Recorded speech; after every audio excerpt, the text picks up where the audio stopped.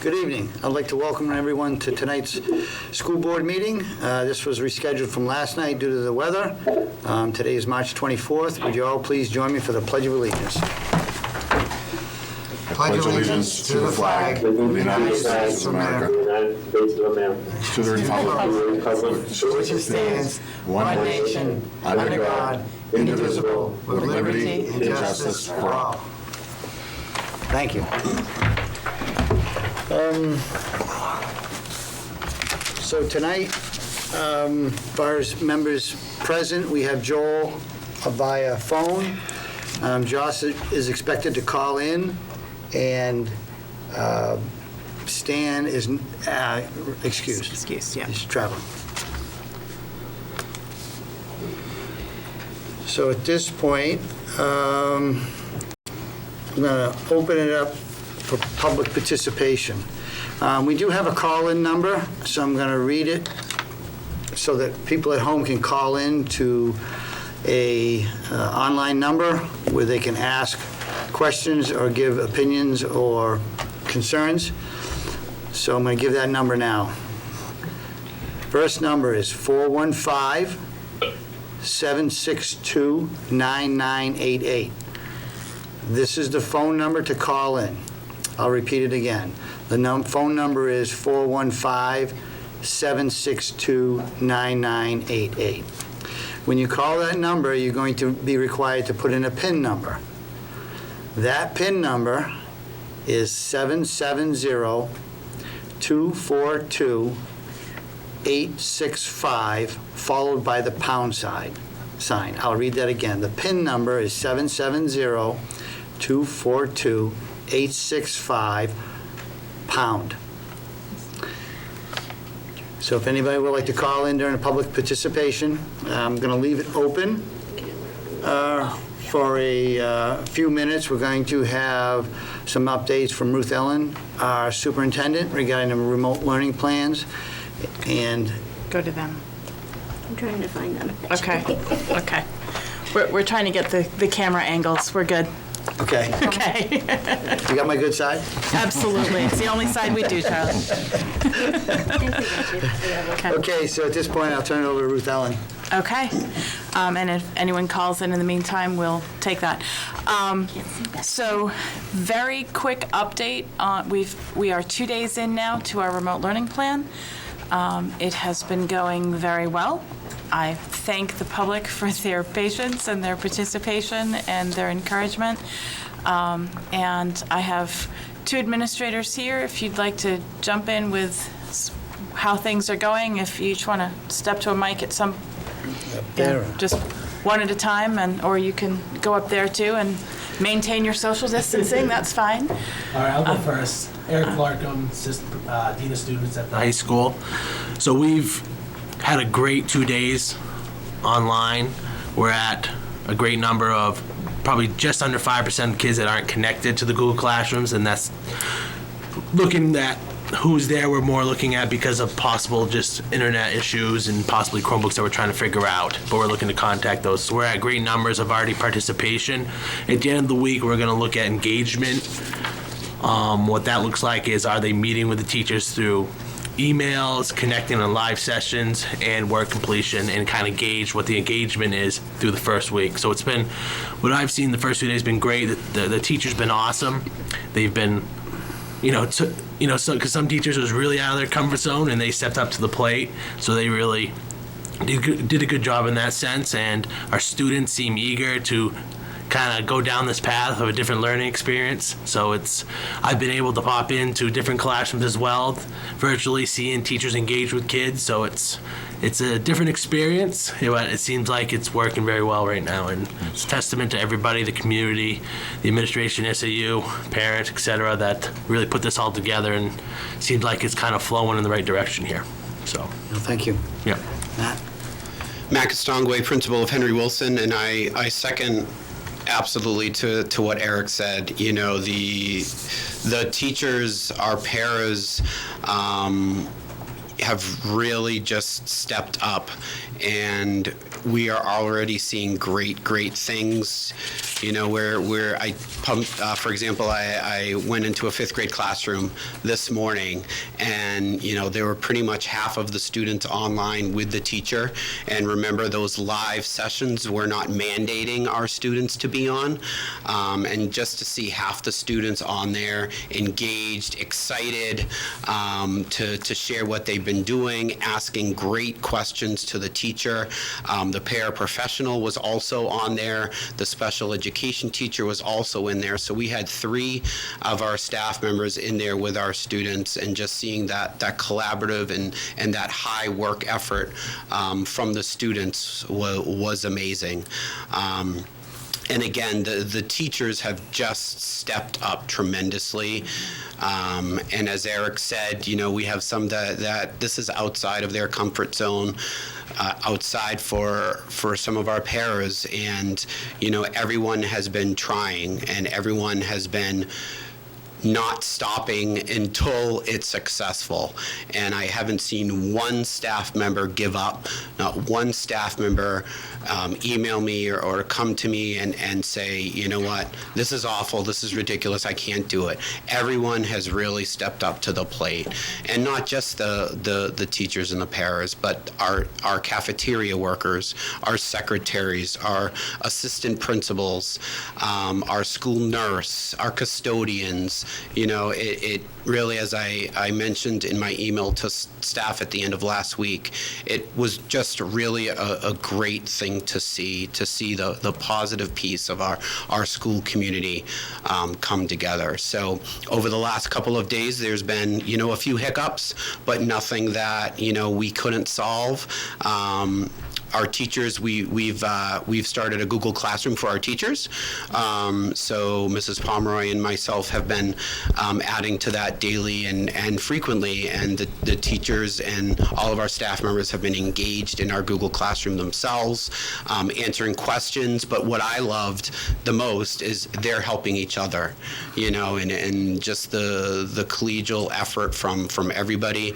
And then again, seeing the students online and seeing their participation and the support from our families to really just see all of this come together in such a short time has been tremendous. Thank you. Thank you. Paul, did you want to say something? If you unmute, you can. Okay, thank you. Can everybody hear me all right? Yes. Okay. Just to echo what Eric and Matt are saying, we're finding the same thing. We have teachers that are using the Google Meets to talk with each other and to do some more planning. Any of the problems that we've had have been pretty minor and have been fairly quickly worked out. So far so good. And again, echoing what the other two have said, it's been a great collegial effort by everybody. And it's been very impressive to watch, and it's been great to be a part of. So I just want to say thank you to the Valley View staff, and thank you to the parents who basically have worked with us also on this to make sure it works. So again, thank you very much.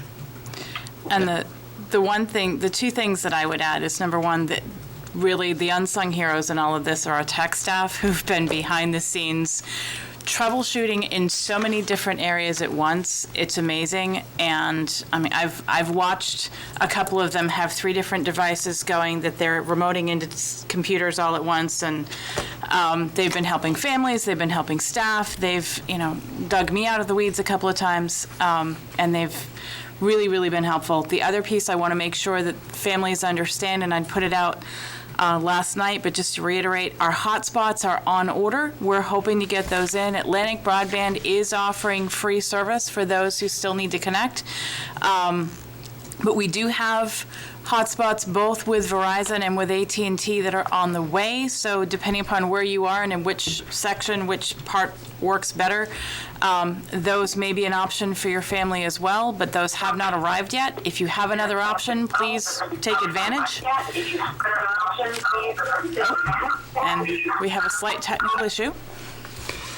But thank you for your patience, and please keep those consent forms coming on the recording pieces. That is really, really important for us to be able to do some of the pieces that teachers have planned online, for music, to be able to have students record themselves and send in a little mini snippet for evaluation, those sorts of things. Please get those into us. We can have you drop them off, you can take a picture, you can email, you can scan. We'll take it just about any way possible, but please get those to us. Thank you. Tim, you had a question? While you're talking about the consent for the recordings, if somebody doesn't have one or they missed it, where can they find that form if they need it now? It is up online. It's in the Parent Resources portal. It is in most of the Google Classrooms. And if you don't have access to that, can't print, what have you, let me know and I will mail it to you. So. And the high school has some in the drop-off bins under the bags, so I have extra forms that they can come pick up. So. Drop-off area. From a technology view, are we finding any holes or any needs that we didn't identify last week that we might need to improve this week? Right now, I think we're at about a good place. I'm still waiting to see if 2 or 3 days in, I have a larger number of upper grade students that find that what they thought they were going to have as workable devices at home, it's not working so well. By the end of the week, we will start looking at then opening up to grades 6 and 5, moving down. We have one set of Chromebooks that arrived today. We need to get those up and running, and then the other sets that are on order we're hoping should be in within the week. So we should be able to meet needs for whoever needs a device. But again, we're meeting needs first, one per family, and then we will go deeper than that as we have devices and they're available. Okay, I had a couple questions. When are those hotspots due in? Last week, we are. Hang on, I think we have someone on here that is Okay. a public comment, so I just wanted to let you, I'm trying to Okay. share them. So, can you state your name and address, right? Street. Street. Go ahead, you have the mic. Go ahead, you have the mic. Okay, I live on Glen Street in Farmington, and I'm a student of Farmington High School. Can you say your name? I'm Ias. Okay, thank you.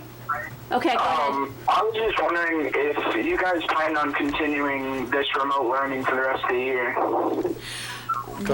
Right now, Amias, we have been told specifically by the commissioner through April 3rd, and then it will be reevaluated. We're getting strong signals that we're probably at least through April, and then they're going to reevaluate again. So there's been nothing official, but I would say we're at least another few weeks. Okay, thank you very You're much. welcome. Thank you. Have a good day. Thank you, too. So you said the hotspots would do, The hotspots we thought might have been in at the end of last week. Obviously, that's not the case. We're looking at the same supply lines as the rest of the country, all of whom we're trying to get. have you received a committed delivery date? I don't have that in front of me. I will double check with my tech director. You're not aware of one? I'm not aware of one. I know that we are, again, they're working on it, and one set's been back ordered, the other set is supposed to be in soon. Now, if they're not in a timely, if they don't come in a timely fashion, what is the backup plan for that? At this point, we are still providing the opportunity for students to do things via paper pencil at no penalty. And then as soon as we can get that rolling, we will. If Atlantic Broadband does not look like it's an option for them, we're certainly willing to continue to explore other options. Okay, my next question is, the 5%, or estimated 5% that are not online? Or that haven't at least come in and participated yet, Okay. I guess is the best way to put it. Have those individuals been contacted to see what the difficulty might be? They're in the process of doing that, I believe is what he said. We set up a list that teachers can put on where the kids haven't been. That's where I got that number. Right. And we're working through admin team and guidance counselors to kind of look at got contacting them, looking at what they need to get them back on, or some of them just let them know we know they're not on. But most of them are just because they're waiting on some of the essentials to be online. So they are participating. They do have paper, some Right. type of work to do. They're just not online. I've done 2 home visits as well to check in on students that hadn't made it online yet. Okay, well, hopefully we can get that down to 0, but it probably That would be will. great. Tim? As we get these consent signs in, is the plan to record these classrooms so that if a child misses a class at, say, 8:30 in the morning, they can watch it at 12:30 in the afternoon? Yes. Yes. So eventually, that's Absolutely. the direction Yes. once. But we have to have those form signs. Yeah, we So- definitely would like to move to an asynchronous model because we understand that it's tough for families to necessarily schedule at a particular time. But without the consent form for an entire class signed, we can't record that class. Okay. Yeah. Yeah, I called my 2-hour delay this morning. But parents, if you're out there listening, the consent forms, get them in so that we can record the sessions, give a little bit of more flexibility in the school day for your children. Now, so I assume that's anybody participating in that classroom would have to consent. Yes. And what if you don't have 100%? If we don't have 100%, we can't record students. Now, the teacher can still record the teacher portion and post that. Okay. We just can't record the student interaction piece. So are we recording the teacher portion currently? As they can, yes, they are. Yes, they are. And a lot of them have done, Henry Wilson are doing a 15, 20-minute mini lesson, so they're actually doing their teaching, they're recording that piece, and they're posting that onto their Google Classroom already. Yeah, because my concern is that just because it's required paperwork, that it may be difficult to get 100% participation for those, those sign-offs. And as long as we Right. have something else that Yes. is kind of a backup. Right. If that doesn't get to a high level of completion. And Right. since we're not mandating those sessions, we're kind of taking the approach that those are opportunities for the students to see that their teacher's available to assist them if they have any specific questions, but there's really not a whole group. you need to lesson come to going the on mic. during You that need to come to the time. mic. It's not picking up online. You need to come to the mic. Yeah. Yeah. Sorry, I'll take care of No, this. it's all right. What I was saying, a lot of our teachers are doing that pre-recorded lesson. Yeah. And since the students are not mandated to be online during those times, it's really an opportunity for the students to know when their teacher is available, their teacher is live, and that teacher is there to answer questions, troubleshoot through anything that comes up from their students. So there's not necessarily a whole group lesson going on during those live sessions right now. It's more an opportunity for the students to check in with their teachers and for their teachers to assist the students, like I said, if they have any questions or challenges along the way. Okay, thank you, Matt. I Go know ahead, Tim. I know I asked you this before, but district-wide email accounts, how do we handle that with the students? What grades have them, what grades don't? Grades 4 and up have access and are using. The lower grades do have an account that gets them into Google that they've used in their computer classes, but grades K through 3 are completely paper-based. There are some online supplements that they've sent home links to, but they are not doing the same type of full Google Classroom participation that the upper grades are. And as I can push the Chromebooks down into 4th grade, and I anticipate that that will be an option once the new ones come in, we should be able to do that as well for those who need it. Joel, do you have any questions or comments? No, I'm good, thank you. Okay. Okay. Moving along, unless Ruth Ellen, you have anything else? I think we're good. Go to old business. A few items tabled from 316. The first one is treasurer's report. Yes.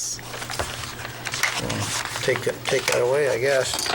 The treasurer's report was in the packet from the 16th. So Does Jana need to be unmuted for this? I would unmute Jana for this, yes. And I have a paper copy if you'd like one. Oh, I thought I... Right here, Misty. Okay, all right. I wasn't sure if you were hearing us, and I saw you were muted, so just so you... Yeah. Okay. The treasurer's reports are just informational only. She reconciles independently the cash and the financials compared to what we reconcile when we do our internal reconciliation. So as you can see, there's no variance. She ties out to what we tie out with. She's working on January right now. Hope to have those for you within the next week. Okay, thank you. Okay. And Do we actually, just so you know, formally accept that? Do we have to formally accept that? It's just informational, Okay. it's there.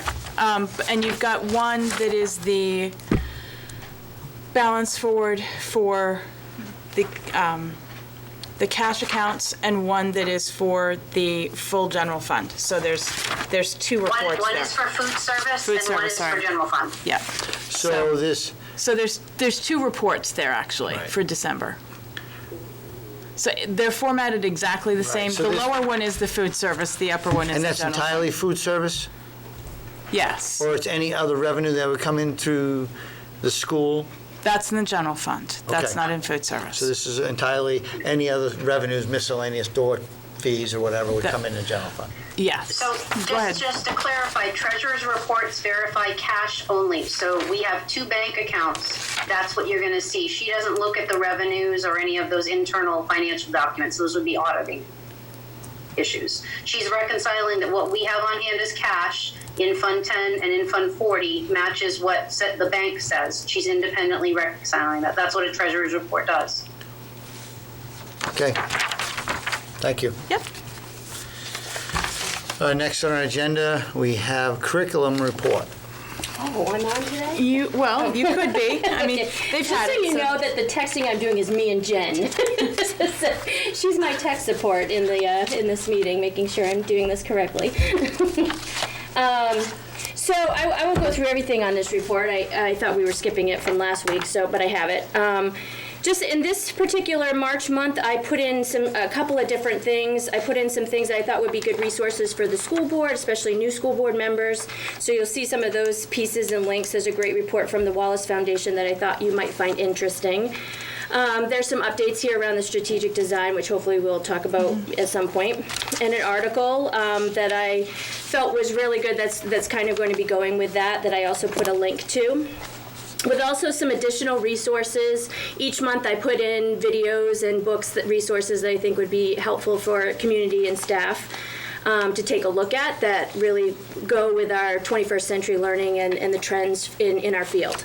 The other thing that I did put in this month's report is I put out a survey at this point, 7 months into my position here, to the staff. I've been really focused in on the staff at this point right now, getting to know them. So I gave you some data that came out of that along with my reflection this month. And one of the big things that came out of that is a lot of people don't know where I live.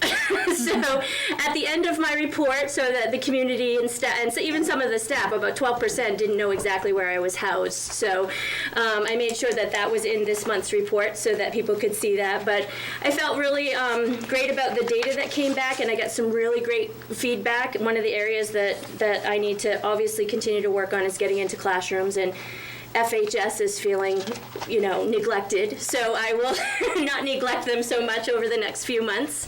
And there were some great comments, so I did publish that all for you so you can see it. And you're welcome to ask, anybody can ask me any questions, but one of the things that Joel had said in one of our other meetings is he'd like to see us as administrators looking for feedback and getting feedback from staff and community. So I felt like in this month, this is part of our evaluation process anyway, so I felt like making that pretty visible would be helpful to kind of know what we're looking for and the ways in which we try to access feedback safely for staff so that we can know what's working and what we really need to work on. So there was some great feedback in there that I can use. And so one of those pieces, is certainly getting out into classrooms more, and that is certainly a goal I had in my entry plan. But again, I'm trying to develop some relationships with people first so they trust me and don't feel like I'm coming in to kind of find something wrong with them, that I'm really trying to help them to grow. So So I'll just keep working on that, but that's all there for you, so. No, I you're did. welcome. I did have a chance to review it, and it was an interesting read as far as some of the comments, and I applaud you doing that because you opening up what people have for comments, good and bad, and sometimes you got to hear the bad to say, do. let me think about what am I. That's not what I'm intending. What do I need to do differently? Yeah. So every year we should all do that, really. And the staff is great here, by the way. They're just really fun to work with. So I'm looking forward to hopefully having more PD time next year so we can work together a little bit more. Tim? I've got a question. I don't know whether it goes to you, Misty, or Diana. The student risk survey that was done, does that actually go out to all the staff? It did not go out to all the staff. I don't believe we've shared it yet. We certainly can. We have been putting out a lot of different resources. In particular, I put a resource sheet together for paraeducators. I've been sending information to special education teachers, so certainly we could share that. Because one of the things that I found, the first time I read one of those reports, actually in law enforcement, it was pretty disheartening and pretty eye-opening. And I think, a lot of times teachers are going to see certain things, but they may not see other things, and that may open some eyes to just be aware of some things that may be in the system. The other issue, too, is when you get a chance, and it's not a hurry, I'd like a copy of that just to see where we are now. Yep. Well, and it's one of the big pieces of data that help us really defend all of the social emotional learning pieces that we really need to keep incorporated in our day-to-day. There's a lot. The assets survey as well, that with all that research is really helpful.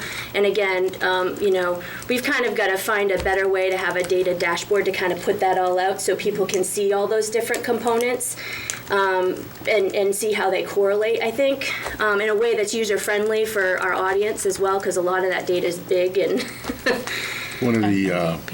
One of the cool things with going remote learning, though, is it also opens up some tools that if we want to collect data locally, not necessarily rely on that, but quarterly, if we want to collect some data points, it opens up that normalcy to the students where it almost becomes routine. So. Yep.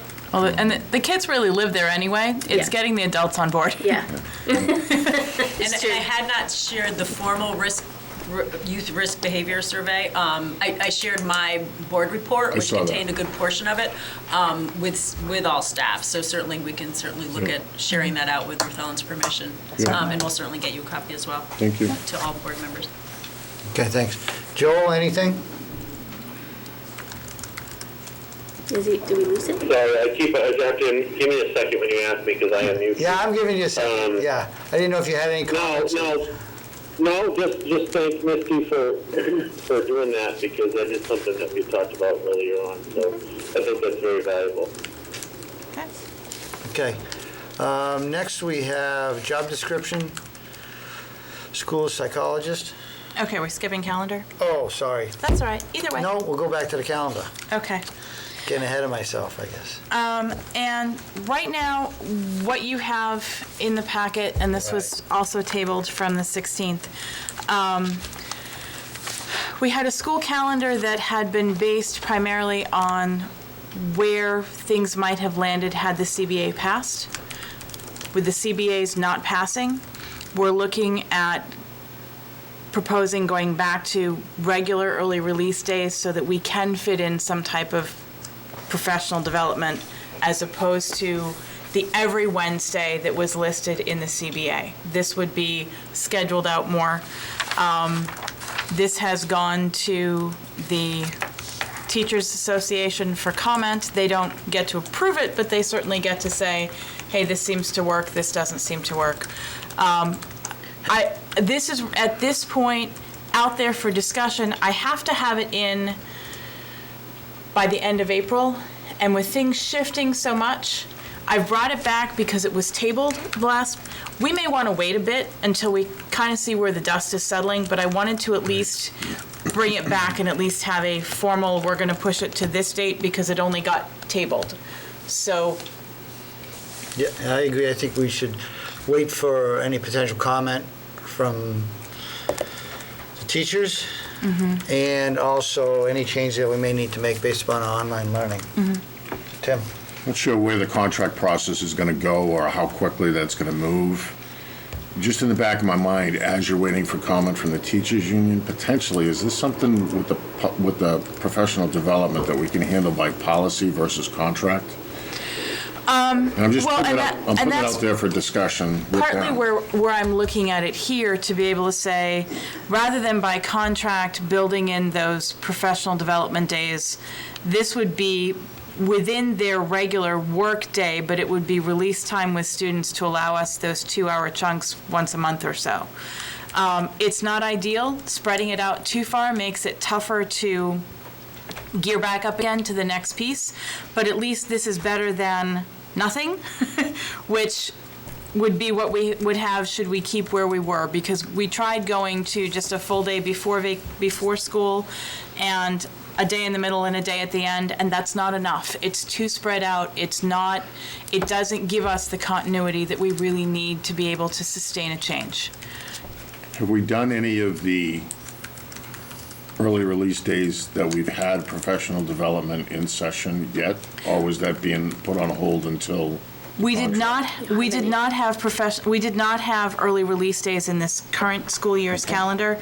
This looks to bring them back for next year, since the CBA with the every Wednesday didn't pass, so that we can at least get back on track with that professional development.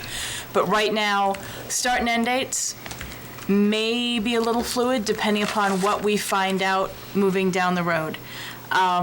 Right now, I've maintained our August start date. I think that's still going to be doable.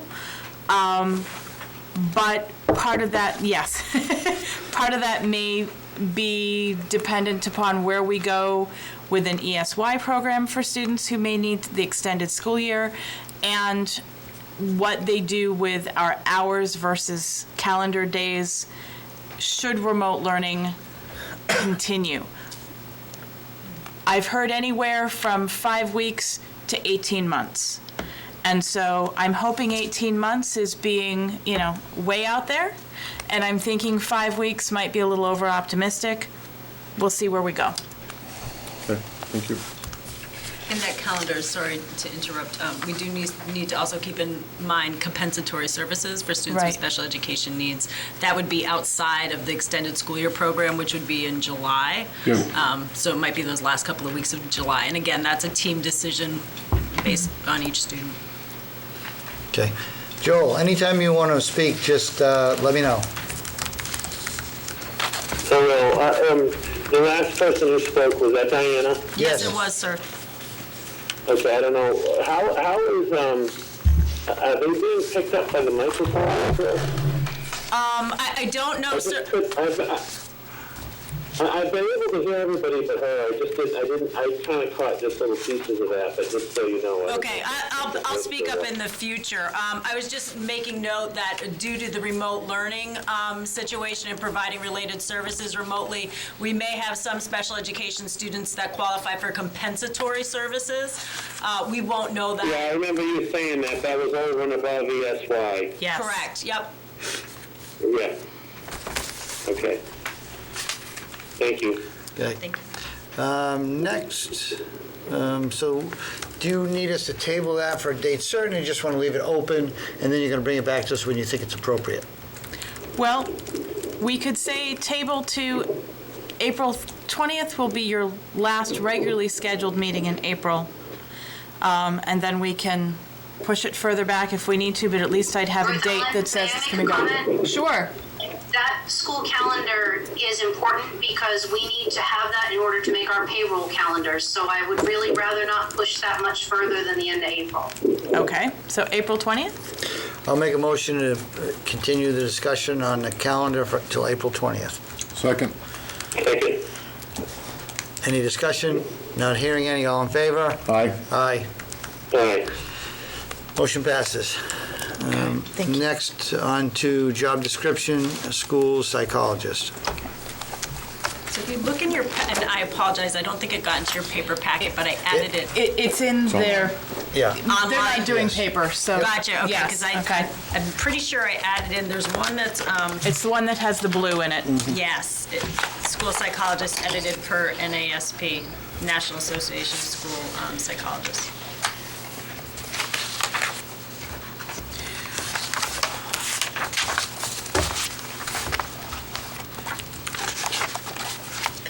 Yeah, I had reviewed it you go. initially. I didn't bring it with me, though. There you go.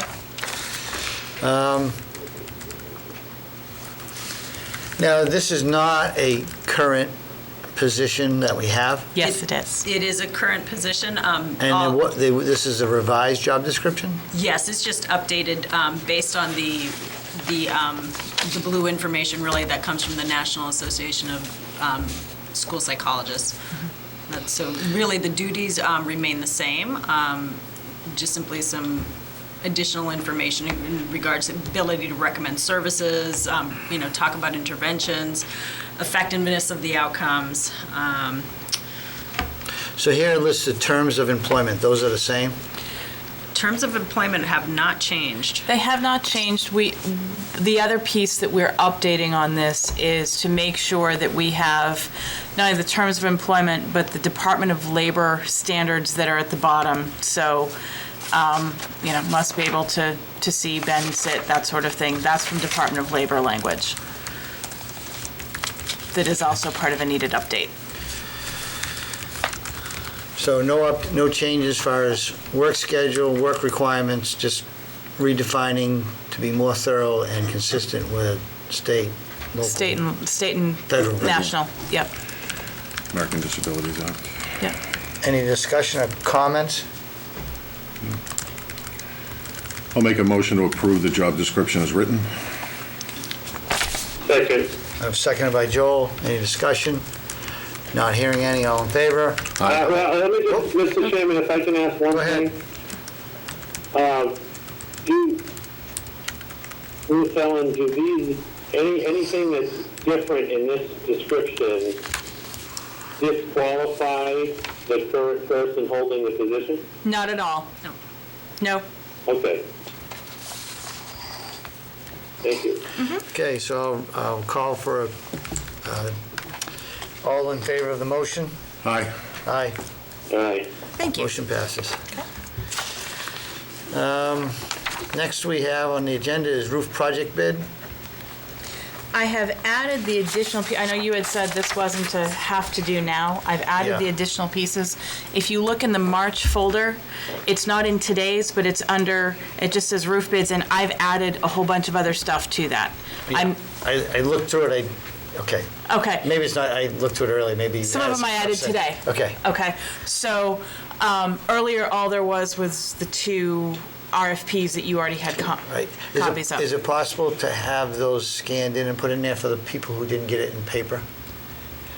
They're in there now. Okay. They're in there now. This is what's in it. Oh, okay, what about the responses from the individual contractors? So the responses from individual contractors are in there by school. So I put the responses for the Henry Wilson roofs Okay. in one folder, the responses for the high school roofs in the other folder. And then you have those who did the Oh, I see. walkthrough process, that sign-in sheet is there. Yeah, I'll look through it again, I looked through it today, I was like, oh, Okay. I may have another question, I Sure. think there's something's missing, I'll let you know. I understand that. Thank you. So So at this I fully point- anticipated that based on our conversation, you were going to push that down a little bit, but I'd like to kind of get past, for me, I'd like to get past our budget discussions. One is based upon a discussion I had with you where it sounded like the money that was approved at town meeting covered most of it, but there may be some additional that we have to get somewhere else. well, Maybe I heard you wrong, but. Well, with the $90,000 that had been encumbered out of the capital reserve fund, when that amount was updated, the amount in the warrant was dropped to, I believe it was 128,000 or so instead of the actually it was It was decreased 90,000. decreased, it was decreased $90,000 from 247 to roughly 90,000 less. And so That part, we're going to need to look at potentially taking one of the roof pieces of Henry Wilson off and not doing that section because that's no longer in the capital reserve to do if we use that. So that will be a discussion that we need to have down the road as well. I believe probably the largest section would be about that, and that's the section that is giving us the least issues right now. So that would be doable, but that's probably a longer discussion down the road. Yeah, I mean, our current position regarding this year and our budget going forward, for Well, me, this I would think- be in next year's budget. Right, but I think, we need to kind of resolve that before we take on this large project to see if Understood. everybody's ready to move on it. But, any discussion? I'm good. Joel? I'll give him a second to respond. Sorry, no discussion from me. I don't Do you know have a- if we want to, when you were thinking that, well, you want to leave it open? Or you want to put it to a date certain? We can leave it open at this point Yeah, and keep I'd like to talking do about that, it. and then hopefully when everybody feels they've got enough information, then we can kind of put it on the table. Okay, we have a meeting on next Monday, I Right. believe, and then we can go, and then our next regularly scheduled meeting is the 6th, and that's when the auditors will be Yeah. remoting in with us as well. I think we should have it on the agenda, next meeting, for Okay. discussion, if everybody's feel comfortable with it or what they have for questions, and then we may be able to set a date certain at that point. Okay. All right, thank you. I do have two others that are, one ahead. is, Go ahead. one is old business and one is newish, but we'll just call it business. So under old business, our strategic design process is scheduled for June. At this point, with our shift in model, we'll call it that. Remote learning. Remote in the learning New England has area. given us a whole bit of else to concentrate on. And so we've talked with our consultant who has already been engaged for that process. She is willing to put that off to September. I feel while I don't want to kick it too far down the road, I also want to make sure that we can give it the attention that it deserves. And right now, we have no guarantee that we're going to be able to assemble to do that work in June. And I want to make sure that this is something that's done well and done right, and I'd like to get her on a schedule so that we can do that. So with your permission, I would like to reschedule that for early September. Tim? Question on the consultant that was hired Yes, to work with the school district. It's grant-funded position? yes. Do we have deadlines on that grant? I put it in the grant that's not closing till 21. So Okay. we have So some there's time. time. Yeah, we're good. Yeah, I made sure it was in the one that gave us flexibility. Okay. Yeah. I'm okay with that. I'll make him, Hold on, Joel, any thoughts? Well, I think you need it's a good motion to idea. discuss, yeah. Okay, We want it to go well. Yes. I'll make a motion to continue the strategic design plan till September of this year. Okay. Seconded by Joel. Any discussion? Are you okay if it's like September, October, depending on our schedule, just in case? Can we give? Do you want us to find a date and let you Try know? to I'll do make a it. motion to review the strategic plan in September of 2020, so then we can come up with a date certain. Well, if you're saying to review, we need to set a date for Right. her to have the convocation for us to do that. Can we find a date with her and bring it back to you? Make a motion to allow the superintendent to reschedule the strategic design. Thank you. Thank you. That's your amended I motion. just didn't want to hold us hostage to. Joel, you agree? I'll second that, yeah, that's fine. Thank So you. The amended motion is to, Okay.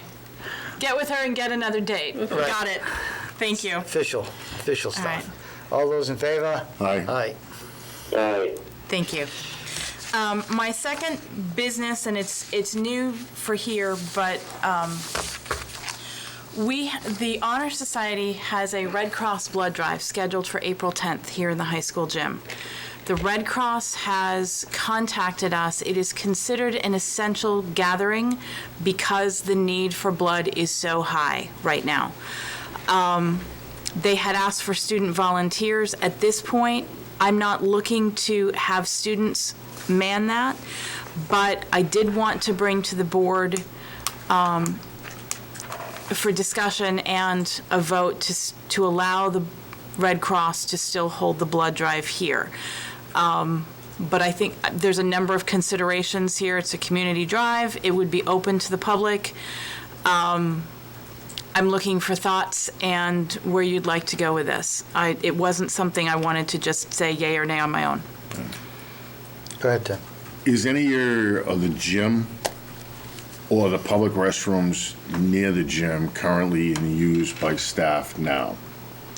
We could certainly say that the building is closed to staff on that day. I mean, we could, unless they're coming to give blood, we could say it's not just an open.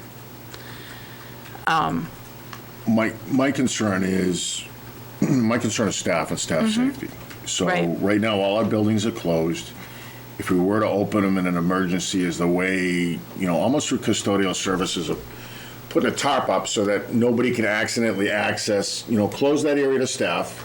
We'll close the building if they need it. We can make it optional, but make it so that the only place that potentially could be contaminated from outside will be to come through the side door that we use for games, come into the gym area, do their blood, go out the same way, so that when the event is over, then the custodial staff can do their necessary sanitizing, so that area is again safe for staff. That's my suggestion, unless somebody has a different idea. Yeah, I would agree. I mean, it needs to be, I'm in favor of doing it, but we need to have a plan before, as far as the preparation, as far as the cleaning and sanitizing before, what sections are going to be open to access. I think you're going to have to provide some bathroom access.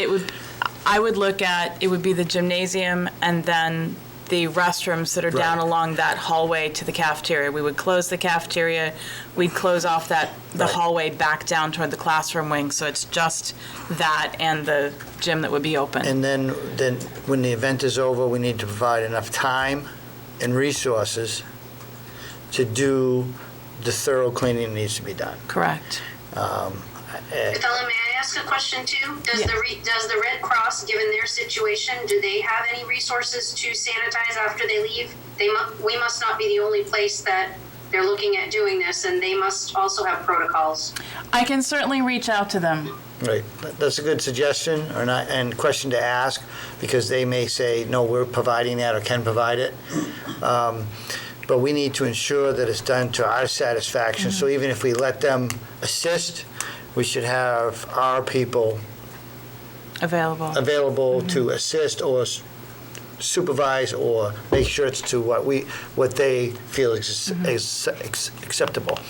I think it's also that we may want to let the community know that this event is going on, and because if we're not going to have students assist, we may ask for other volunteers of the community to assist the Red Cross. Well, I don't know if that's possible. The Red Cross had said that if student volunteers weren't available, that they had people that they could bring in to do that.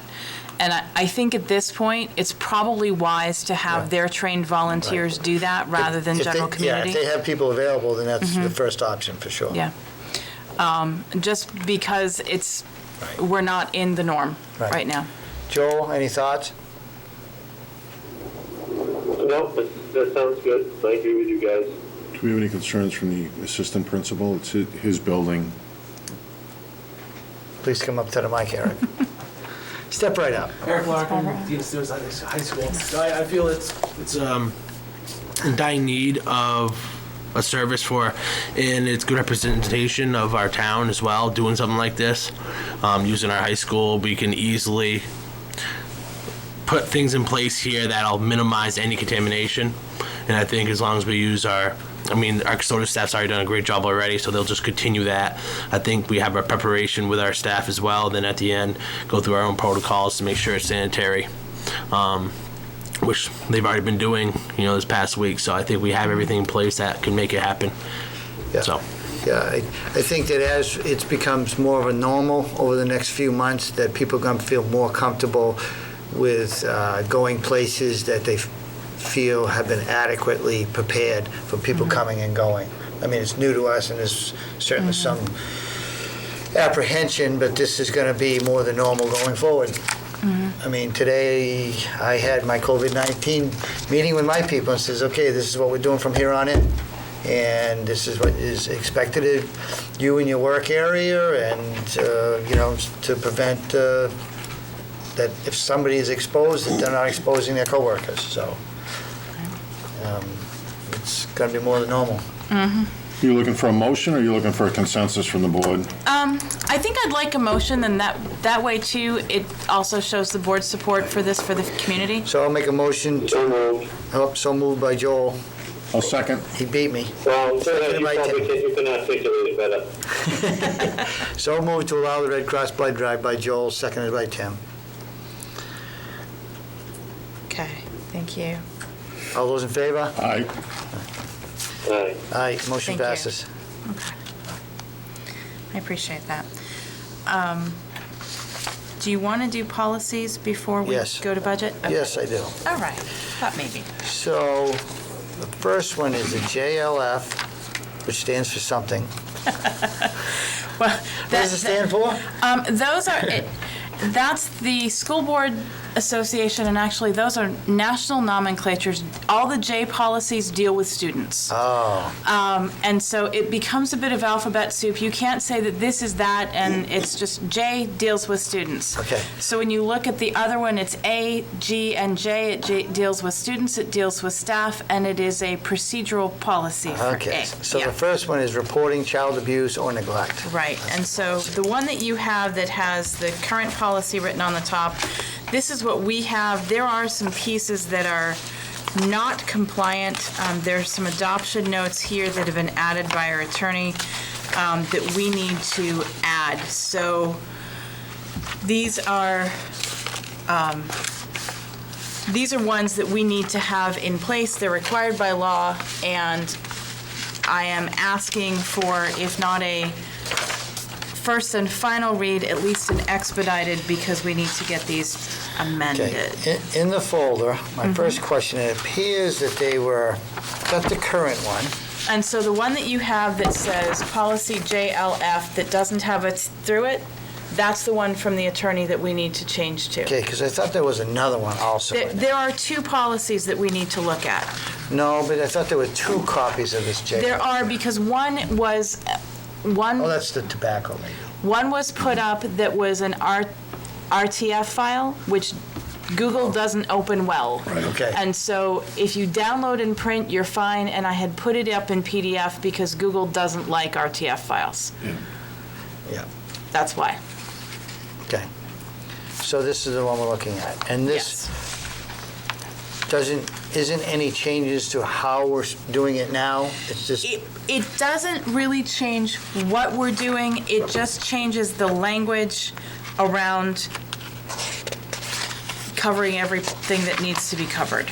It does include reporting not just to principal, but that all staff become mandatory reporters. And so it's not just enough for a staff member to go to a principal and say, blah, blah, blah, blah, blah, I've done my reporting. If they cannot get to a principal, they need to continue to pursue this and get a report made. They can't just say, well, yeah. So- Because this is reporting child abuse and neglect. This is we are mandatory reporters as school employees. so as far as an employee of the district, there are some changes saying that they must report even if, So the language of it is, the initial report to the principal or building supervisor may be made prior to the report to DCYF, but only if the initial report is made for the purpose of seeking assistance, like you need some assistance in how you're going to report this, you need some clarification. Or reporting to the principal, et cetera, will not cause any undue delay. So if you're going to check with the principal and you say, I got to check with the principal and make sure I can make this call before I call about this kid, that's a no-go. You can't do that. You can check in and say, look, I've got to make this call about this kid. As long as it's immediate, it doesn't delay. And it can be made for the purpose of seeking assistance. But it doesn't mean you wait till the end of the day to make that call if you believe the child is in imminent danger. so in a case where an employee feels it is child abuse or neglect, by the definitions set forth here, they must report it to DCYF and can consult others for staff, Yep. for support, but it's their responsibility to Follow report it, Yes. through on the report, yes. Yes. not just pass it along to the building supervisor. And what they're trying to prevent is kind of this Bottleneck. of waiting for someone to approve it. And trying to get a social worker out at 3:30 in the afternoon. My only concern is it is a change for staff on the way that I think things have been done in the past. How do we roll out training to the staff so everybody's on the same page? May I speak to that? Sure. Go ahead. We actually have an employee handbook that will be coming to you in a meeting. I don't know if Rutherland has it on the next agenda or the one after. We've had a group of stakeholders from the school district, up to 14 people, from custodians to support staff to teachers to administrators to paras, who've all participated in putting this employee handbook together. And the whole reason this discrepancy with our policy came to light was because we've had the attorney review our proposed employee handbook, and she noted that this needed to be in that. So it's an entire section in the new employee handbook, which we hope to get out to staff for the end of this year. And I would say, should this be adopted within the next, this week or next week, I will send this out to staff with a note. Okay, so this is what this means, and this is what this changes for you. And granted, our requirement to report doesn't change now. Our access to kids has shifted somewhat, but there may actually be some different signs that we can now pick up on that we would not necessarily have had access to otherwise. So. Well, I'm going to follow up with Tim, what I believe is Tim's concern. The way I heard it is my concern. This is an important policy, and I want to, as being a board member here, ensure that the employees hear it from their immediate supervisor, what their roles and responsibility are firsthand in a meeting, at how they really want to do it, so that it's in that new book we gave you. Make sure you read it. No, I would say if this goes out, this would come from me to all staff. Right, whether you have run the entire meeting, or you delegate it to each building to have it when he can get all his people together. But the It's not going to be all people. It'll be all people together electronically at this point. We can't wait until everybody can be in the same Either room. way, I think it's important that management ensures that every employee is told their roles and responsibility Absolutely. regarding this, along with having it in a policy book. Absolutely. Because some people are not going to read it. We have remote staff meetings happening weekly as well. And so that would be the time where this could be rolled out at the building level. And I can also jump into those as well, or set up my own district level meeting if I need to. But I might have a few people not join that one. Yeah, and the one question or the one statement that I would include is, please review this, and if you have any questions, get back to somebody regarding what you have for questions or concerns and your roles and responsibilities in dealing with these situations, because some people may have questions where they don't understand something and they need to Absolutely. understand. This is what we do anyway. Okay. This is what we do. Joel?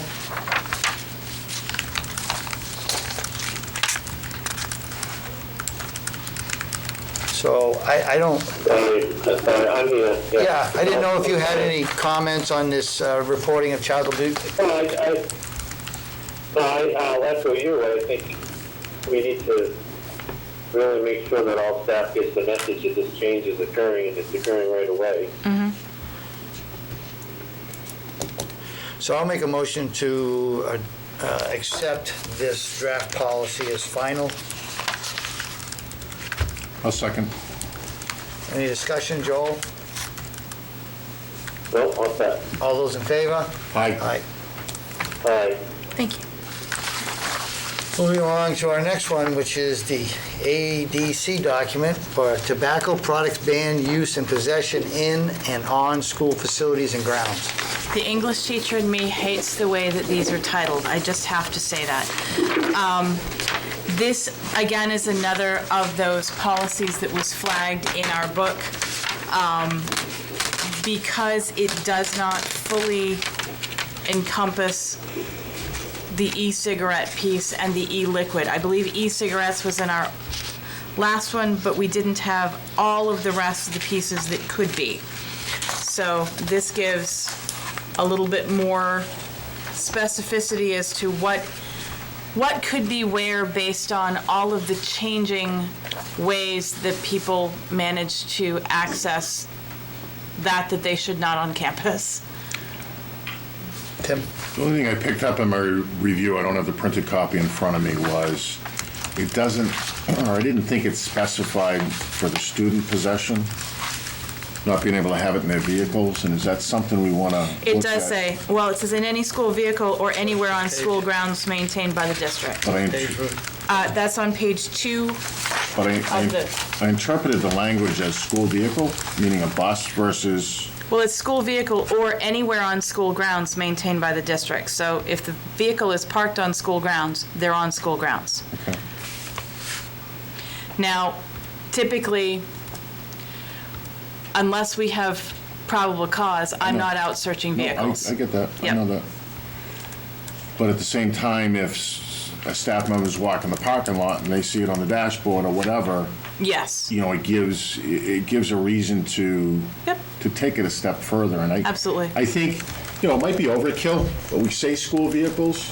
I think if we did a comma, personal vehicle, it just covers it if we come across that situation versus the any place.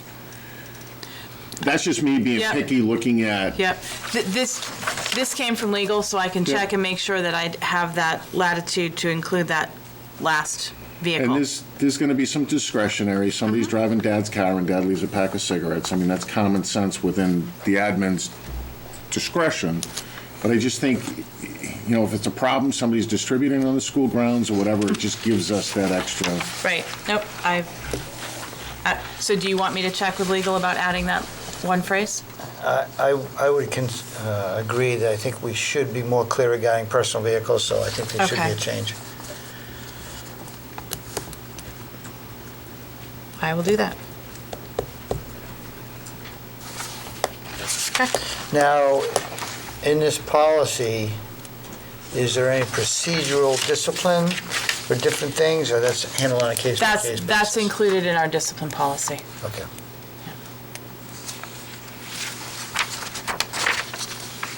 And there's not a change to that, it's just this document? No. So I'll make a motion to table this until the next... Well, do you just want to call this first read? Yeah, first read. And then come back? Yep. Okay. Joel, any discussion on this policy? Yep. So your motion was the first read? Yeah. Is there a second? Yeah, I'll second that. Seconded by Joel. Not hearing any discussion, all those in favor? Aye. Aye. Okay. All right. Do you want to see this back on the 30th or the 6th? Whenever it's ready. Okay. Will do. Thank you. Okay with that. Anything else before we get into budget, Ruth Allen?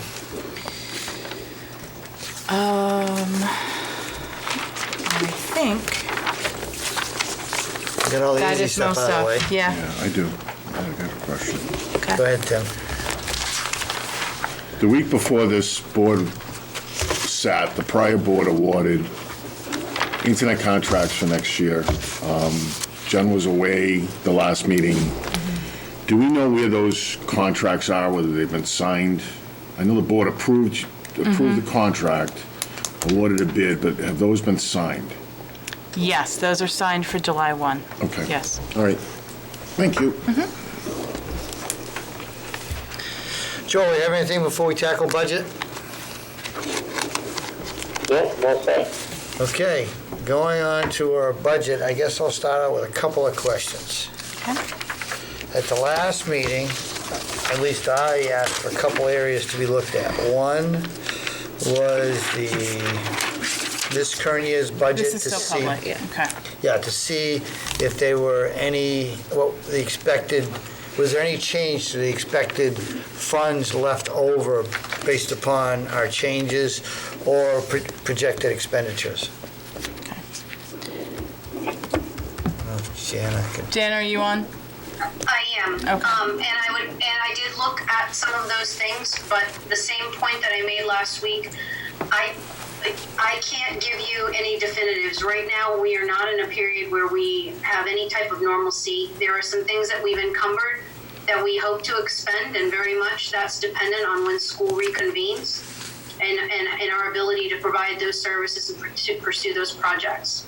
We have taken a look at what we have left for the things that we know, such as electricity and oil and things like that, and we did not find anything to pull back on in that regard. Utilities aren't probably going to change a whole lot during this time period, but at this point, we really aren't in a place where we can say that we're definitely not going to spend or that we're going to overspend, because we, quite frankly, things have changed every 2 days as far as what we're able to do and what we're going to do and how we need to do it. Okay. Next, the other thing that I was looking for to see if, based upon the budget that was proposed, what might be the total of, I guess, reductions in individual line items based upon cuts that we could make on individual line items out of the 52-page budget, as far as that we didn't need to spend. Was there any discussion and numbers, totals, as far as what might be some of the reductions in various line items that we could project going forward? So I took a look at the whole budget. I downloaded the whole thing into a spreadsheet, and I segregated every equipment line, every supply line throughout the whole budget. And then I tried different types of analyses to see if I cut 5%, 10%, 25%, what would happen if I cut that across the board to try and come to the number you're looking at. If I were to take every supply line and every equipment line, with the exception of technology, because that was a separate request that you had, Yep. and I went to cut 25% of that budget, that would get us to a total of $48,000 and change. If I cut every single supply, meaning no paper, no pencils, no equipment, all of that, it would get us to $191,000 across the budget. And we obviously can't operate that way. Right. So the total that you came up for that line was $191,000. And well, it's the lines for supplies and equipment in all function codes. Right. Totaled together. Yep, I understood what you said. And so at 25% is $48K. Yes. 25%. Okay. That's at least a number for discussion. And I guess that follows up with, I think, Tim, you had asked a question regarding the technology. I did. And I don't know what, Jana, you've... Well, I know there's been some hiccups this week. Originally, I had asked for bullet points of kind of, and I looked at the overall budget, kind of what her technology projects was, what was the balance of the trust funds, particularly the technology trust fund that I was looking at, to see how we could adjust. And what I did too is this is a different view I've given you on for just the tech budget. This is the school year 18 adopted, Yep. school year 19 adopted, the change between 19 and 20, and then 20, 21, and then the change between current and the proposed, so that you can see the changes across, because I know there's been a lot of talk about the additions that came into the budget this year and what that is. This was in our folder. It's in your folder, but I'm going to give it to you too. And it's in there if you're looking at it. For this meeting, if you're looking at it electronically, it's in there under the strange SK something or other that it comes up out of the scanner. So So when did that get put up? It got put up today. Okay. And so what you have there, if you look at the first line, because I know there has been some question about the technology director's salary. The school year adopted salary for 19 was lower than what she was brought in as. She was brought in at about a little more than 10 more than had been budgeted there. And then the next year, for this current year, she was given more than a 2% raise. A 2% raise was budgeted. She was actually given a higher raise than that. So when you look at what's proposed, the proposed is a 2% raise off of this year's salary. So I wanted to make sure that that's understood why the jump has gone that way. She was brought in higher than our former tech director, largely due to her background and the training that she's had. So this delta The has delta been- of 5% is what the change is from what was budgeted this year to what's proposed for next year, but her actual salary for this year is higher. It's not the given number, it's what you see over there in the right-hand column. Do we have any data on the technology fund? Do we have a accurate balance? Do you have that number, Jana? I can see what I've got here. Sorry, I had it on mute. Okay. I didn't look at that because I was under the impression you were looking at Okay. the technology piece, but I Let can me pull grab it up. Okay, if not, I'll see if I've got it here. Trust funds.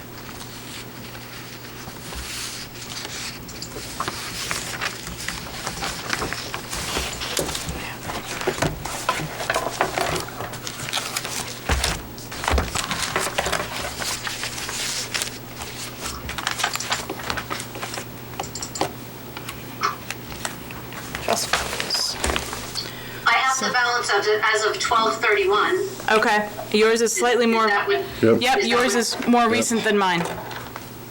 As of 12/31, it was $118,966.33. Okay. Thank you. You're welcome. What's the name of that fund, Jana? Technology. It's called SAU 61 Technology Fund Expendable Trust. And there had been as of 12/31, there was an amount that was payable to the district that we hadn't yet submitted for. So I'm sorry, can you repeat that, Jana?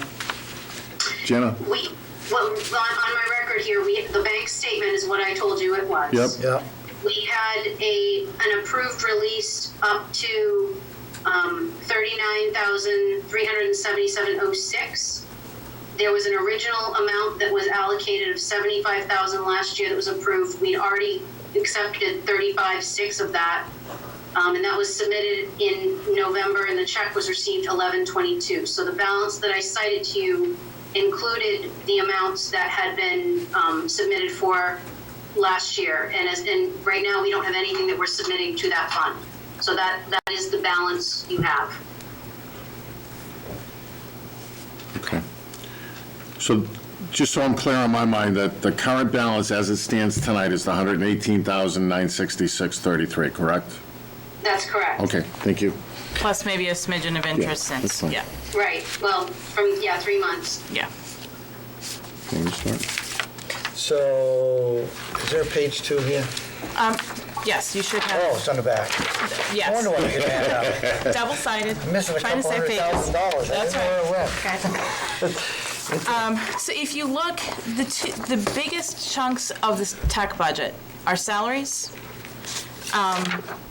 and then software, and then there's some equipment here, but it's not a great deal of equipment. Software licensing is it's our next biggest, I guess internet would be the third. Our next biggest behind staffing. A number of these have needed to be put into place in order to make sure that we are compliant with the needs of our data governance plan. Have we formalized and completed that? Our data governance plan has been formalized and is completed. I can get you a copy. I'd love one. Yeah.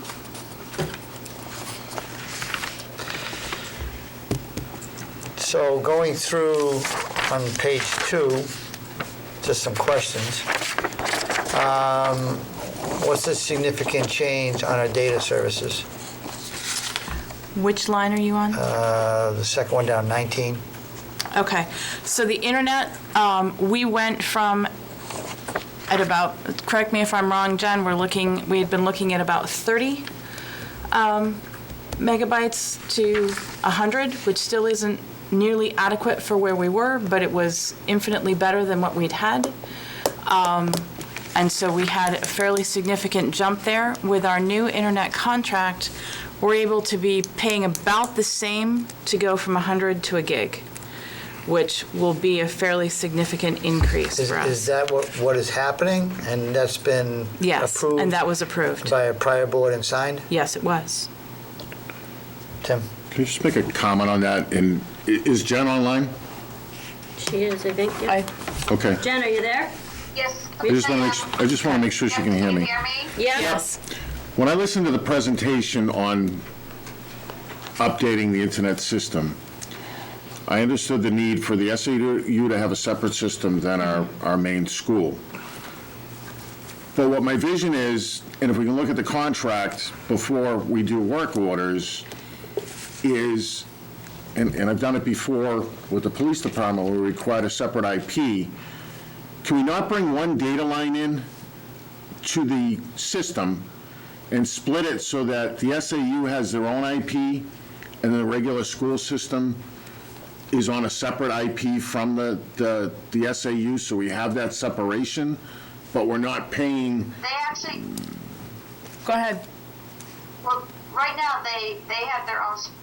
When I came in, they were actually on a DSL line, which is still there, and it's going down. It's going down next month. Yep. Because they now have a fiber circuit. I also I connected in with the town's free connection that comes in through Atlantic Broadband. Yep. Because I found that we did have that connection, it just hadn't been used in quite a while. So I turned that into failover to increase us even further. So now we have a failover connection as well. And I did some load balancing to allow certain traffic to flow over that, so that we have prioritized traffic over our main circuit. Right now, they have a separate circuit because it was approved in the contract with E-Rate before I came on, but the work had never been finished, and I made sure it got finished because we had paid for it, it was done, so I made sure it got done. Are you asking, can I look at splitting so they use one of the IP addresses and uses the same bandwidth connection, same circuit as the high school? No. Is that what you're asking? What I'm looking at is the main fiber line coming in, Which goes to the high which school. goes to the high The high school, school, yeah. that be split so that instead of, and I don't remember the prices off the top of my head, but it was X amount for the school system, X amount for the SAU. Yeah, that is something I could do if we wanted to go that way. Like I said, because that was already in there, it was already in a prior contract that Yep. had been approved, signed, and we paid for. I wanted to make sure we got the work done that had been paid for. But that is something, and also only because I know the SAU has moved now several times, and on the off chance they moved again, I want to be able to take that whole circuit and go with them. But yes, that is definitely something, now that I've set up off balancing, I've set up load balancing, I can definitely look at if we wanted to. And the only thing is, we've signed the E-rate contract now through USAC. You know what, let me go back and contact the consultants and see what we can do there, Well- because we might be able to. Well, it's just- Yes, physically, is that something I can do? Yes, it's physically something that I could do. Well, the way I understood It's just I need to check with Right. our consultants because we signed that contract. what I'm looking for, Jen, just so I'm clear, is rather than pay a separate, and I'm going to use a number off the top of my head because I don't remember what it was from the meeting, rather than pay Yeah. a separate $23,000 for service to the SAU, can we feed the SAU off our current I system know what you're saying. so that they have their own IP address and they're separate from the rest of the network? And Yeah, no, I understood what you were Okay. saying, and yes, it's something that I know how to do and I can make happen. We just need to make sure, because we had the USAC contract, if it's signed, I need to check with the consultants and make sure we're at a point where we could change that. But is it something I know how to do? Yes. Okay, because that's potentially $23,000 that we can reinvest down the line. well, the 23 Well, here especially is, now that we could go to gigabit speed, I don't, Right. yeah. yeah, okay. Before, when we were at 100 megabits, Adding that was adding my more concern, wasn't a is good that we idea. I were get it. already- I But get now it. if we can go to gigabit in July, that would be great. Yep. One of the things too, because we are in the school, and right now our numbers aren't warranting that we would vacate that space, but we are in a former classroom. And should that be needed and we need to move elsewhere, right now, the setup that we have would allow us to do that under a separate section. Okay. But that doesn't look like it's going to be a short-term need. May I ask a question of Jen? Can you hear me? Yes, of course I can. Go ahead. Yeah. Jen, the change that you're talking about going through E-rate that you were speaking about with Mr. Brown and the 23,000, I just want to make it clear that that will not impact our operating budget. That would be money that you would pay out and then be reimbursed from E-rate, correct? That's not a means for us to stick money in our operating budget. That's not budget. Well, kind of yes to that. That is how E-rate does work, but I know what he's saying because in the contract we chose to pay for 2 different circuits. And so we And would. he's asking if we need to have both circuits. And I have to check with I guess my question is what percentage of that would come from district and what would come from E-rate? Because anything that's coming from E-rate is not really something that we have in our operating budget. No, but what we have in our operating budget, Jana, is what we would need to be paying out. While yes, we might get a percentage of that back, that's what we would still have to pay up front. Right, I understand. I just was wondering what that percentage split was.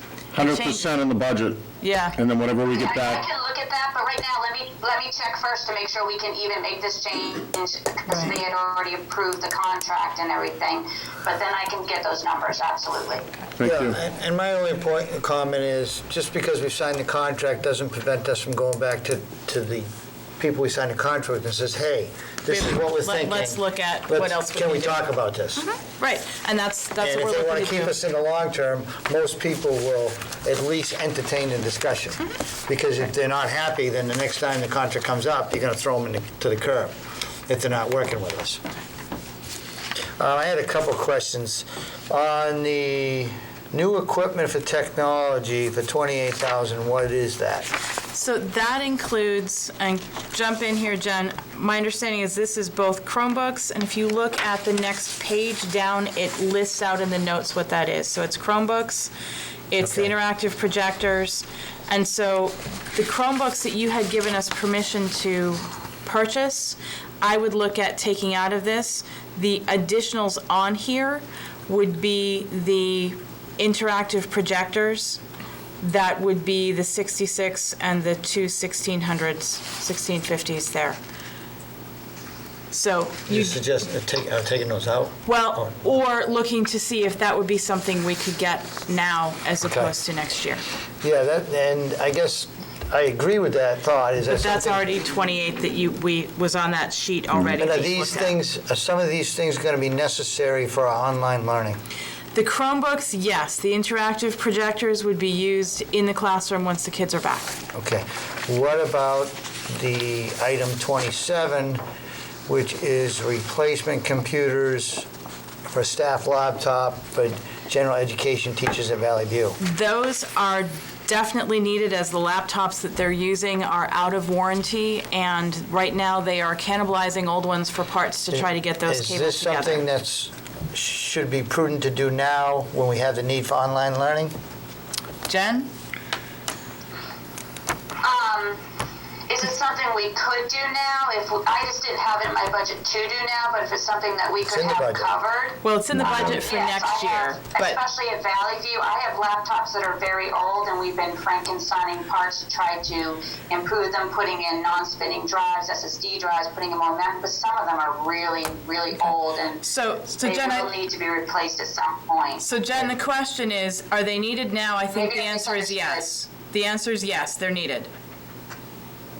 Yes, the staff need them because Yeah. they're dying, yeah. And as they're dying now remotely, it's tougher to get those back in. Right now, I have 2 sitting in the SAU. If something dies, they can bring one in and we'll swap. So it sounds like something that They're old. we should be doing and putting it on a FEMA list. As an Yeah, emergency I- expenditure. Yeah, I would agree. So, I mean, that would take it out of some of the budget line item. In this, I mean, we submit it to be reimbursed because we need it now based upon the current circumstances. And I don't know what else may qualify in that. The only thing We'll need. Here's one thing I would add, though, if I could, is that if I have where a staff member's laptop dies next year and it's beyond warranty and we can't repair it, and each of us have looked at it, we need to have at least something in there for that person who comes in, their laptop's dead, and I need to have something I can give to them.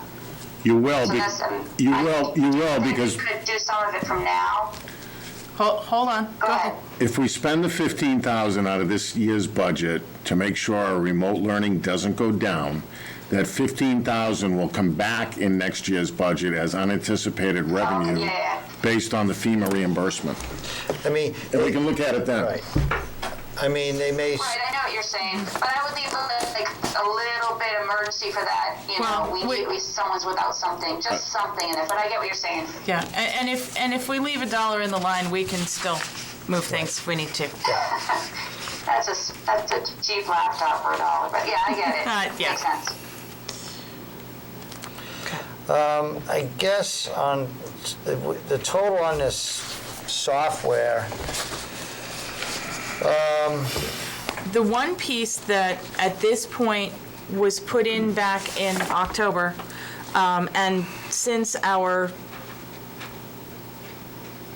guidance from our police chief has been that we are not going with the first responder emergency alerting solution that we thought we might have been.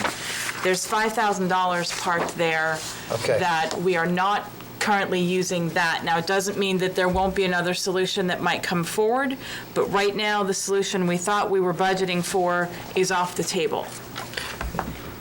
now, what is Power School SIS? Power School is our entire student data information system. It's our grading, it's our attendance, it's our, This is a maintenance fee? this is what we pay annually for that data system.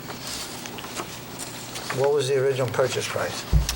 I believe when we first purchased Power School, that was back when I was the assistant superintendent here, back when dinosaurs roamed the earth, it was around $70,000 for the initial purchase. That's about 20% maintenance fees, that's pretty common. And what, is this the product that we want to stay with? Or is there other products that the school has looked at for these? There are other products that are available. Power School is the one that is most commonly used. I'd say that and Infinite Campus. Right now, for us to change data information systems, particularly where we are now, it's about a year-long cutover, and we don't have the capacity to do that where we are right now. I'm not suggesting that. Moving down the road, Yeah. are there other systems? Yes. Are there other systems that might not have some of the same layers of clunkiness that we found here? Possibly. Prices are going to be at least where this is, if not higher. Can I just mention something too from a curricular technology standpoint? I would stay with our SIS that we currently have because we don't want to change that until we get to, because we have to, within 3 years, get a learning management system to couple with this. In order for us to, a learning management system has to be in place at some point. And you want to make sure that whatever you're choosing for that it will talk sweetly with the student information system that you have. And so I would not, Power School, no student information system really runs that differently. They all are built to do the same things.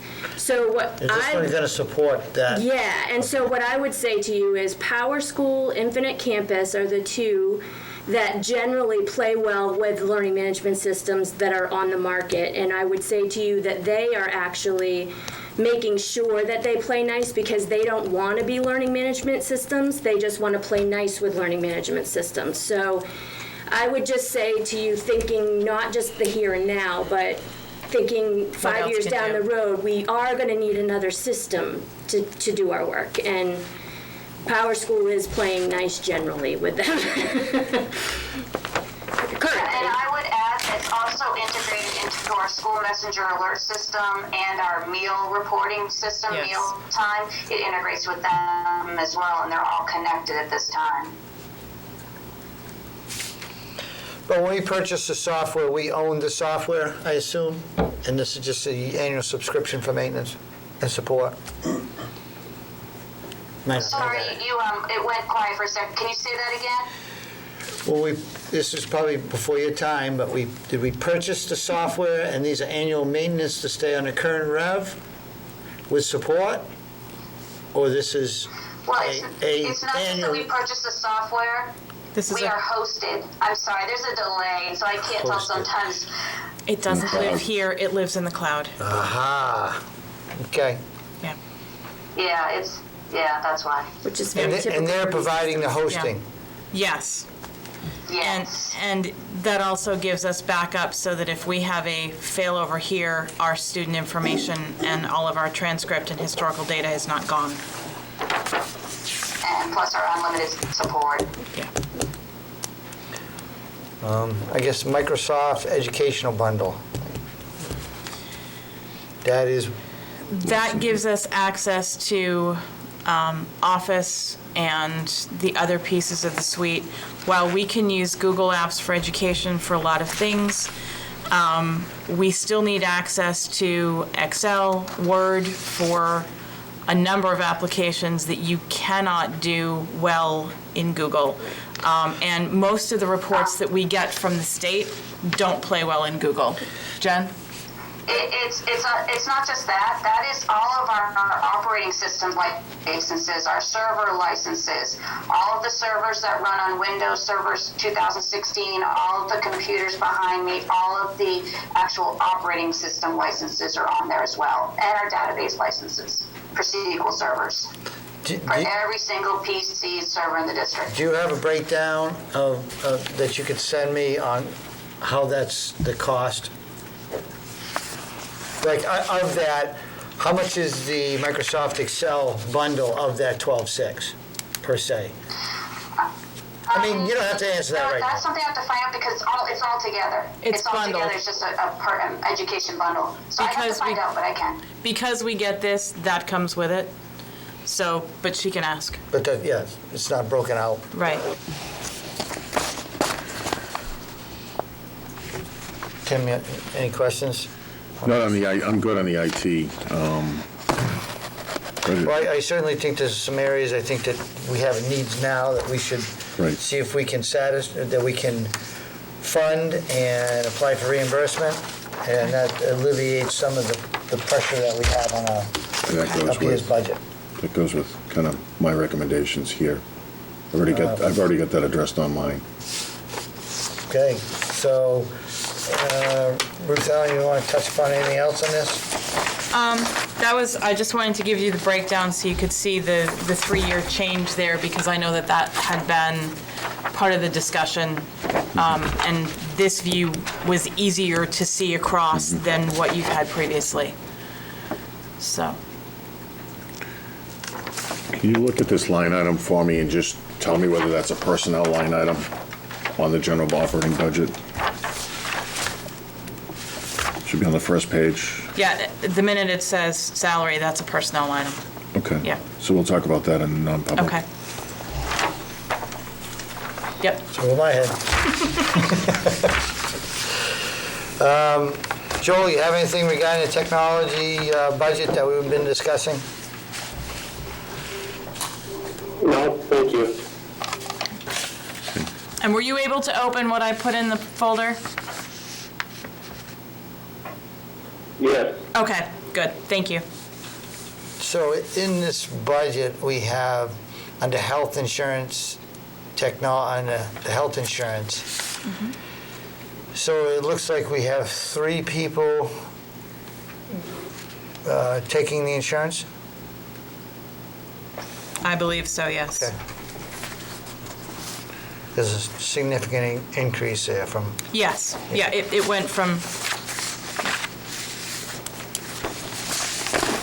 I guess, I got a question on that line. When we're projecting health costs here, are we projecting the district's cost per employee, or are we Yes. projecting the entire cost, including subscriber fees? This is No? the district cost. Okay, so how do we, if I'm an employee, how within our accounting system is my fees accounted for within our accounting system? Your part is deducted from your payroll. Paycheck. Yes. But it goes somewhere. No? Well, if it's deducted from the paycheck, then that's what we pay along with our portion to the insurance company each month. Okay.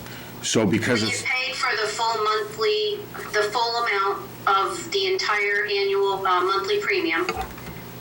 The district pays that full invoice, and then when we deduct things from people's paycheck, it goes to a holding account. It sits there until we cut our check to the insurance company later that month, and the part that the people have contributed gets added.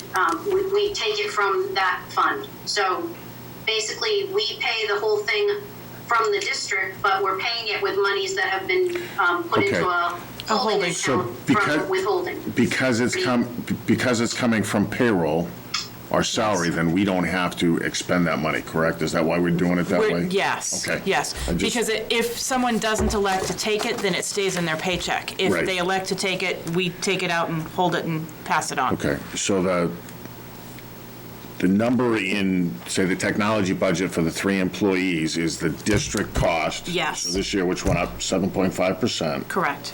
For each one of the employees that we know is taking insurance? Yes, each of our plans went up 7.5%. Okay, All right. okay. Kim, I see you got a list. I'm kind of ready. Okay. And what I'll do, Diana, if you get lost, I've got a worksheet here that I'm working for with numbers, then I'll email you what I have. That would be great. So my first recommendation that I'm going to make in the form of the motion is, we talked about it last week, I'm going to, Well, hold on. Is this going to be part of the motion, or this is a discussion before you may make a motion later? I can make a motion, we can talk about it in discussion. Might not pass. How do you want me to go? I would say just lay it all Lay it out out? there, and then Okay. basically, then you can, just based upon Yeah. the discussion, you may amend your Change. motion. Okay. Well, I was going to make line by line. Well, Right. but you Right. might need to see where everything That's is fine. before you make Okay. the final decision. So my first recommendation is, last week we talked about positions by attrition, and there was a number of 270,595. So my concept as we move forward is that is one of the areas where I will ask to decrease the budget by those attrition positions that we talked about last week. And we can confirm those in non-public. Okay, yep. Okay. Or simulate them to your worksheet that we have. Well, but remember that We will. anything that goes into public minutes Yep. becomes public, so, okay. Yep. My second question along those attrition, and I believe it's 0, but those numbers include our FICA, our prior Yes, they include FICA, retirement. medical. Medical, Okay, yes, full all right. benefits. My next line moving down that I'd like to reduce, and I want to confirm the number because there was a concept of how we're doing it this year. My understanding was the social worker grants that we received for $200,000. Is that budgeted within this? Grants aren't in the general fund. Okay. Okay. Do we want to talk about that here, or do we want to talk about that in non-public? Anything that is a single, positions have to be non-public because we have single positions. So those are single positions. But okay, so I'll move that discussion in non-public. There was some tuition recommendations from Diana, tuition sped at the high school, tuition sped at Henry Wilson School. One of them was a penny off, so I rounded up, and those each are $16,363.58. So I would move to, Well, we're just, you're Yeah, suggesting. discuss. I would suggest, as we get into a motion, to look at eliminating those at the district recommendation. On the district recommendation, there were some, and again, do you want to talk about this in public if we're talking about, If it's a position, we talk it's not about a it. position, we're talking about raises. Okay. Those have already, Been discussed? yes. Okay, so there was a recommendation to reduce the admin increases that were at 4% down to 2%. That would be a cut of $2,185.41. There were some admin raises that were adjusted from 3.5% down to 2%. That would be a recommended cut of $1,593. There was some administrative one-time bonus payments that went out that were paid out of this existing budget. That's $18,817.50. And then because we purchased the Chromebooks out of this existing budget, I would reduce the And actually, budget. the Chromebook amount, that says 4 sets of Chromebooks, but that 28,000 also included the I've got- interactive projectors. So the Chromebooks there are actually $19,200. I want to correct that, so if that's the part that you're moving. Okay, what did we spend for Chromebooks this year That we just, that we just ordered that we under just this? ordered, it was, 25. it was just under 17,000, I believe.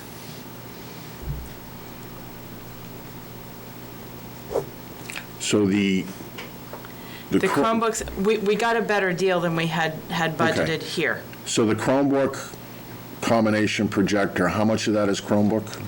The Chromebook that was projected here was $19,200. The interactive projectors is $9,900 Okay, of that section. yeah. And that's of the full So- 29.5. Okay, so what I would do is propose to reduce the budget by the $33,400. And my thought process is, we bought the Chromebooks, we do need some additional technology, but from that money that we've spent right now, we have money coming back into the district that we can readdress some of those items. Okay, and so that's going to be both out of 1,100 and 2820. Okay. So, The 1,100 is what? The 1,100 line is the 7,600, and then the 5,400, excuse me, and then the 2820 line is the 28,000. So those are the two figures that you're looking to reduce, correct, Tim? yep. Okay. So there's two kind of positional that I'll talk about in non-public, but then I want to go by and talk about a different way of solving without actually cutting some of the budget, and that's by encumbering. I went through the 51, 52 pages of the budgets, and I pulled out lines, for instance, line 49, supplies general Valley View. Okay, I was going to say, if you can give me the 1,100 number, because the Okay. 49 doesn't always translate. Yep, so it's 10-1100, 56-100, supplies, general education, Valley View. That's budgeted at $8,737.01. So what I would be looking to do is, we need those supplies.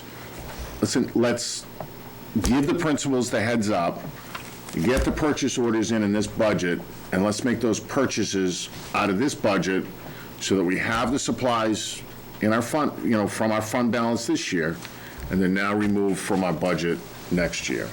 And I've got a sequence of lines. I'm not going to go through every individual line. I can email those back. What's the total on those? I'm looking at about $76,683.23 in encumbered projects that are in next year's budget. When you say projects, are you talking about Mostly I'm talking supplies? supplies. I'm talking Okay. athletic supplies. I'm talking And you have those line numbers that you can share textbooks. with I have me? all those Okay. lines that we can email. Okay. And these may not be the lines you want to pick from, but I want to set a number saying, okay, let's take $80,000 out of this budget, encumber it this year and purchase it this year, so we won't need it next year. So here's, And I know the process. You need a purchase order. It's no, gotta be- okay. that's not the issue. while we can certainly do that, I want to make sure that as then we move forward, if we're cutting those from those lines, because if you notice, if you look at that one Valley View line for comparison, right now, it's already been cut 25% this year. Yep. And so if we look at cutting it again, that's the number that comes forward for my default budget. And so I need to be careful that we don't cut, and then we're left without being able to purchase in a subsequent year. I see what you're saying, and next year, as we work through the budget, we're going to have this worksheet to work from, so we'll understand that we encumbered this year. We may do the same thing next year. Different sports that are recycled because there's a cycle of equipment. Yeah, like the repair equipment is typically like I'll cycle through different sports, kind of as this is immediate need, so I need to have it in this cycle. And then there's usually something every year that it needs to be replaced. That's why we have that line. Why we have usually money in that line, because there's always something that needs to be replaced. Yeah, So- I mean, his goal or his outline is to try to use whatever we will have or could have for unexpended funds this year, allocate what we feel we need to because of the money left over, and B, that we spend whatever we, from here forward, as wisely as possible because there's going to be some things we don't know, we can project, and depending on the changing educational system, I think there's going to be some of that budget left. I mean, some of the monies we feel we may be able to be reimbursed through FEMA, which will help offset potential next year from things we bought this year because we need to satisfy this online educational requirement. And that may be some budgetary relief next year. Then there's all these little pieces that we need to kind of tap into to get to that number without making staff impacts last to a certain extent. Just going along what you were saying on your purchasing plan, and this is directed at you, but I'm talking out loud here. One of the things that I've always liked to do, and it changes, but financially project almost 5 years ahead. So as we're building the next budget, in the back of your mind, I want you to think of, okay, over this 5 years, I'm going to need X amount of dollars for this sport, X amount of dollars. So we have kind of like a recycle program. That's what we've been doing. So as the budget goes forward, then we're seeing what our future needs kind of are. And the same thing with technology, Jen, if you can hear me, is as we're going forward with our plan, looking to get into that 5-year technology plan. So in 3 years, we're going to know what our dollar values are, so we can plan and communicate and really those needs. For the tech, I mean, we've been really trying to get the infrastructure in place so that we can get on a refreshment cycle plan and have it to be more stable. Because that's certainly the goal. Yeah. We're not looking to have it be each year. Okay. Agree, though. Thank you. Thank you. I guess anyone else for discussion in public? The only other question that I had, I just wanted to make sure that it was satisfactorily addressed with the questions that had come up on the insurance, that we were, because I know there were questions about where. I'm good with it now. The contracts are there. I'm good with it now. It may be something that I may address next year. Okay, because Yep. all right, I just wanted to be sure No, that wasn't left hanging, that we were clear on what we had and what we, at this point. I think you buried him in paperwork. It wasn't my intent. It wasn't Not the Janet's paperwork that intent. was burying me. The one thing I do, are we going to, before we go into non-public, are we going to have any, can I make a couple comments? Yeah, we're going to allow anybody to speak whether they want to. I'm going to also, do we have any people online? Nope. Okay, so I'm going to open up another public participation here shortly if somebody wants to call in. wanna So repeat that number? they want to log on. If they do, that number is, it's not open yet, but there will be shortly. The number to call in is 415-762-9988, and the PIN number is 770-2 242-865, followed by the pound sign. I feel like Jerry Lee Lewis on the telephone. Oh, come on, give us a pratfall. I feel like the girl on the phone. They're going to say, who's Jerry Lee Lewis? I think you mean Jerry Lewis. Yeah, Jerry Lewis, sorry. Another one. Yeah. Not with us anymore. You have anything else, Ruth Ellen? I don't. Anyone else? Tim? I do. Comments? Two quick things. One is, yesterday I was on the phone with Senator Hassan's office with Homeland, and the Homeland rep told me that on their educational side of the department, there is legislative process going through that any federal deadlines on money, both on Homeland and the educational side, they're looking to extend those. They don't know what the dates will be, but as that goes through, I'm on her email list, and she will kind of communicate back. So I thought that was positive hearing that from them. The second question I have with the board is, Rep, and just kind of report back to the board and an update of the town's doing, or just to open the lines of communication between both boards. And just to let you know, too, I've been checking in with Chief Reinhardt, and we have a safety meeting Thursday afternoon for the district safety committee, and that also includes the police chief and the fire chief, so that we will be reviewing where we are as well. Do we have board representation on that committee? At this point, we have not. Is there an advantage to having board representation on that committee? I don't know that there's an advantage or a disadvantage. And this committee is the... This is our district safety committee. We review our district safety plans. We look at preparedness, any issues that have come up. I mean, obviously, this has been the issue du jour. We have looked at a number of our pieces, including our joint efforts with the police department on the trainings that took place over the winter break. A few of the admin and I got to be part of that SWAT team training. There are, a number of pieces that we've looked at. Right now, there's not a board member assigned to that. Well, I think it does beg the question, but with only having 3 members here, maybe we should table it, and you can think about it a little bit. Certainly we can do a report to you on what makes sense to update the board form in public, and we can potentially give you more details in non-public. Yeah, I mean, the only Because it's thing not I a would for public say consumption to type of Ruth Ellen meeting. is I would ask you to sleep on it, and Sure. maybe gives us the pros and cons. Okay, can do And that. maybe we could take it up when we have a full membership. I mean, at this the point, board. we don't have selectmen on the board either. It's those who are the heads of those departments reporting back to their selective boards.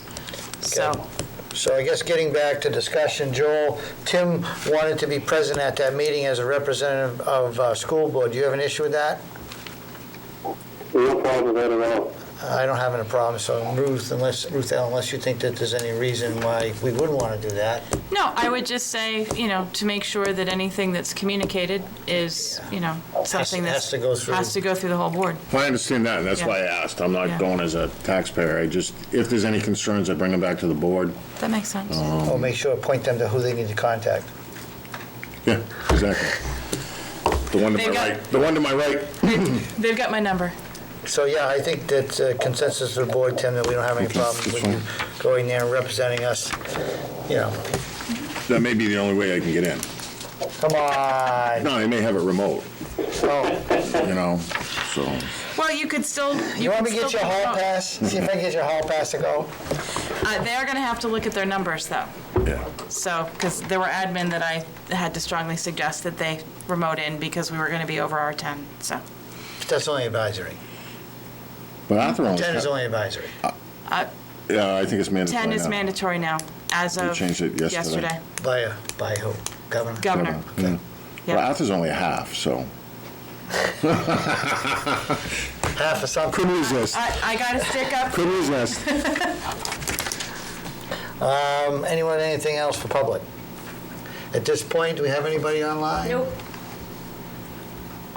Nope.